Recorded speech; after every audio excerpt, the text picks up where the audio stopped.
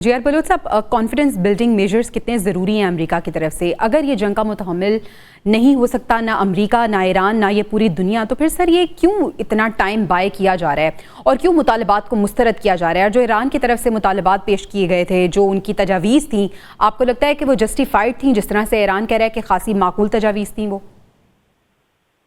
देखिए, हमें अब हक और सच की बात करनी पड़ेगी कि अमेरिका का अनफॉर्चुनेटली जो स्पेशली ईरान के हवाले से पूरा कंट्रोल नेतन्याहू के हाथ में है।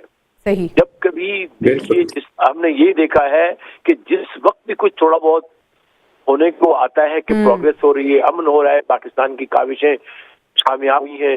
अब हमारे चीफ ऑफ डिफेंस जो है वो चीफ डिफेंस के जो फील्ड मार्शल आसिम मुनीर साहब 3 दिन रहे ईरान में, 2 कॉन्फिडेंस बिल्डिंग मेजर्स उन्होंने बनवाई ईरान से कि जी ठीक है, दोनों तरफ से। एक उन्होंने कहा कि हम स्ट्रेट ऑफ हॉर्मोज खोलते हैं, उधर से उन्होंने कहा ठीक है हम लेबनान में जंगबंदी करते हैं। जैसे ही वो अभी इस्लामाबाद वापस पहुंचे ही थे कि उन्होंने वहां से इजराइल ने उसकी वायलेशन कर दी। जाहिर है फिर ईरान को रिएक्ट करना पड़ा था।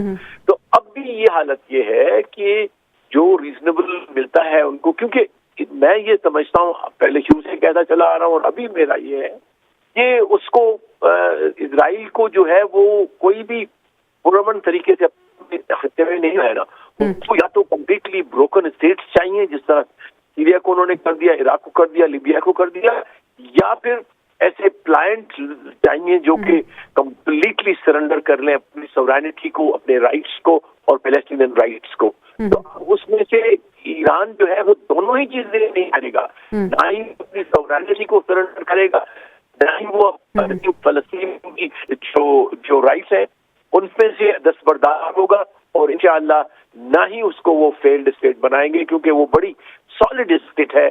ये कोई बल्कि इसको सिविलाइजेशनल स्टेट कहना दुरुस्त होगा। 7000 साल से है। ऐसे ऐसे शहर भी हैं जो हजारा साल से, कोई डेकेड से नहीं, सेंचुरी से नहीं, मिलीनिया से जो है वो बसते जा रहे हैं। अस्फहान है, इस तरह से तेहरान है, ये मिलीनिया की शहर है।